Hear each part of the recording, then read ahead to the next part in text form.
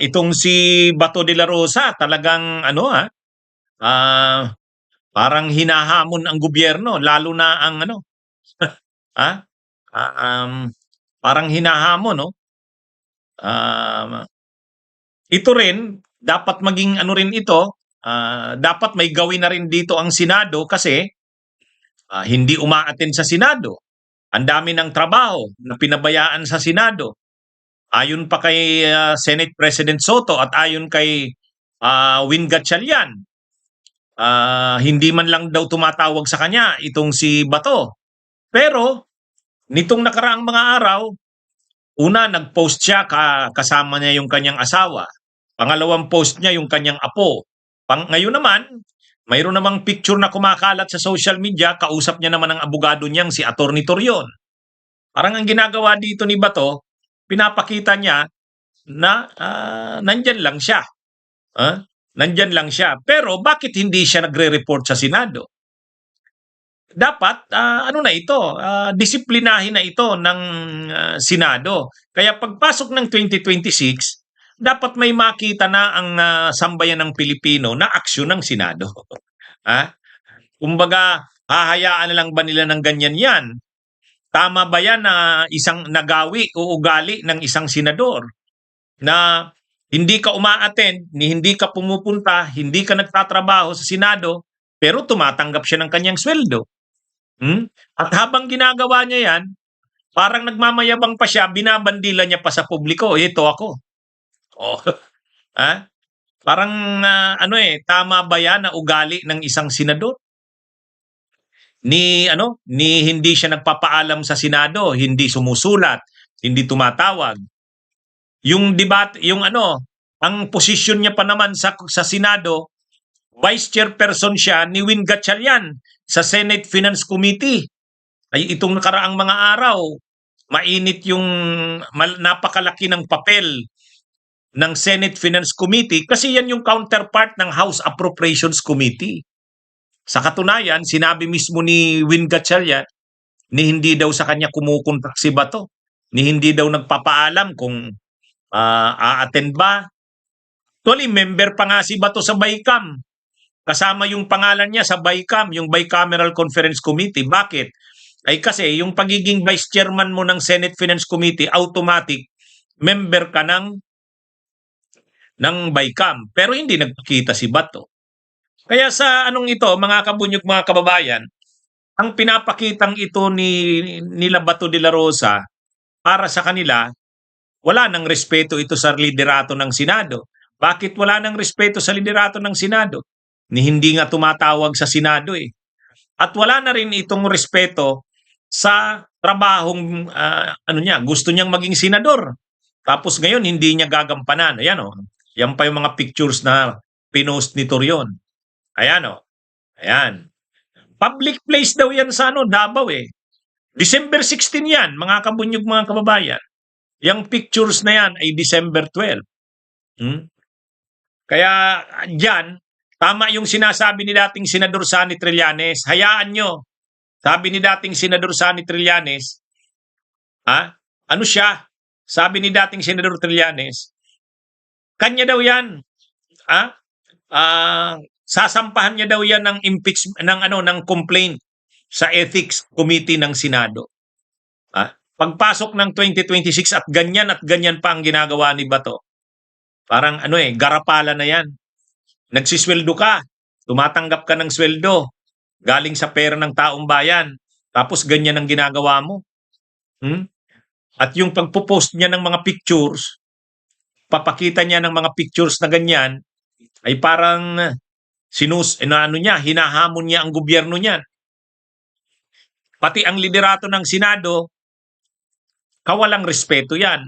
Kasi ni hindi ka nga tumatawag, ni hindi nga siya sumusulat. Wala.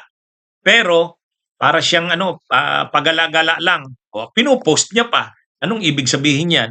Di nagmamayabang ka. Ngayon, tama ba yan na ugali ng isang senador? Tama ba yan ganyan? O, kaya dapat masampahan na yan ng ethics complaint. Pero sabi ni dating Senador Sani Trillanes, hayaan nyo. pagpasok ng 2026, pag ganyan pa yan. Sabi niya, kung walang magsasampa, siya daw mismo eh. O ito namang si Atty. Torion, isa pa rin to. Sabi niya, Senator, laban lang tayo para sa bayan natin to. Hinahanting ka pa rin, Senator. Ingat palagi, ha? O. Diyan, sa pinapakita naman na yan ni Torion, tama ba yan? Na isa kang abogado, ikaw pa ang nag-i-encourage sa kliyente mo na magtago? Pwedeng yung kanyang linya dati, palusot yon. Diba sabi niya, hindi ko nakakausap si Senator Bato, hindi ko alam kung nasaan siya. Okay, alam naman nating alam niya kung nasaan. Pero at least yon, mayroon pa siyang delikadesa na palabasin na hindi niya alam kung nasaan si Bato at hindi niya ito sinasabihang magtago. Pero itong post na ito ni Torion, iba na to. Sabi niya, Senator, laban lang tayo para sa bayan natin to. Hinahanting ka pa rin. Senator, ingat palagi para bugado ka tapos masasabi mo pa ba ngayon na hindi mo alam kung nasaan ang kliyente mo? Pangalawa, ikaw pa mismo ang nag-i-encourage sa senador na kliyente mo na magtago. Ito mga kabunyog, may pagkaano na ito.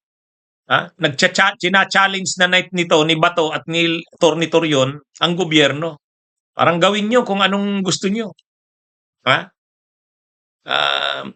Ano ito? Senador ka tapos ganun ang ginagawa mo? Abogado ka tapos ganun din ang ginagawa mo? Ano na yan, mga kabunyog, mga kababayan? Ibang klase na to. Kaya dapat, itong si Bato de la Rosa, kung itong mga kapwa niya senador parang tahimik, hindi maganda yan. Kasi, hinahayaan ba nila ang isang kasamahan nila na ganyan ang gawin? Masisira ang imahe ng Senado niyan. Kung ayaw niya nang magtrabaho, ay di tanggalin na yan sa Senado. Ganun dapat yung dyan. Dapat i-expel na yan ng Ethics Committee. I-recommenda na ng Ethics Committee ng Senado, i-expel na yan. Pagpasok ng 2026, pag January 10, pangalawang buwan na niya na nagtatago eh. Di ba? Kasi kailan pa siya hindi nagpakita sa Senado, hindi nagtrabaho? November 11, November 10, December 10, isang buwan. Pag January 10, pangalawang buwan. Ngayon, tapos ang masama pa dyan, yun na nga. Pinupost niya pa yung mga ganyan. So, ngayon, anong ibig sabihin niyan? Parang hinahamon sila Boying Rimulya dyan. Hinahamon sila John Vic Rimulya. O sige. Pinag-iinitan niyo ako. O sige. Nandito ako. Ganon din sa Senado. Parang sa Senado, wala namang saysayang walang respeto sa Senate President kay Soto. Walang respeto sa kahit kay Win Gatchalian na chairman niya sa Finance Committee kasi siya vice chairman. Hindi pwede ito na pagdating ng 2026 magiging pa rin, parang tahimik ang Senado, parang walang nangyayaring ganyan. Anong ibig sabihin yan? Kinukonsinti ng Senado yung ganyan? Ito yan. Yan yung challenge kay challenge kay Senate President Soto. Kinukonsinti ba nila yung ganyan? Hindi na nagpapakita si Bato sa Senado, ang dami ng trabahong hindi ginagawa. Tapos pag ganyan pa, palaboy-laboy pa, pinupost pa sa social media. Bunyog, halikan na kasama ka. Bunyog, kapag buklod ay may pag-asa. Luzon, Visayas, Mindanao, isa ang pananaw. Sa bagong Pilipinas ang bunyog isisigaw. Bunyog.